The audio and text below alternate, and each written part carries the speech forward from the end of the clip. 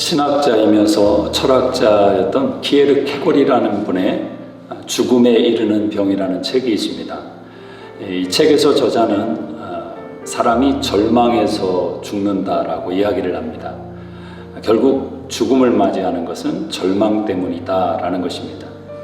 그러나 동시에 이분은 절망을 하나님을 만나는 기회라고 이야기를 합니다. 절망했기 때문에 창조주 하나님을 체험하게 되었다라는 것입니다. 결국 같은 절망이지만 위로 올라갈 수도 있고 아래로 내려갈 수도 있다는 것입니다. 구약 성경에 보면 가나안 땅을 정탐하고 온 12명의 정탐꾼 이야기가 있습니다.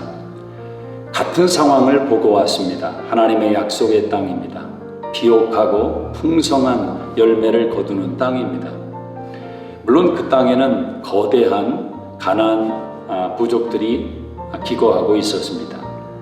그 상황을 보고 온 10명의 보고자들은 부정적으로 보고를 합니다. 그 땅이 좋은 것은 맞지만 우리는 그들에 비하면 메뚜기와 같다 진단을 합니다. 현실을 보고 왔지만 그 현실에 대한 약속을 뒤로하고 자신들만을 바라보게 된 것입니다.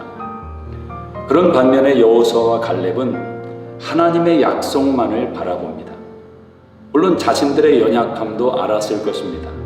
하나님의 약속이 확실하기 때문에 그 땅을 하나님이 주시는 답으로 이해를 하는 것입니다. 같은 땅을 보고 같은 현실에 직면했습니다. 그러나 한쪽은 부정적으로 다른 한쪽은 소망적으로 진단한 것입니다. 현실에 어려움이 직면될 때 우리는 조급함에 사로잡힐 때가 많습니다.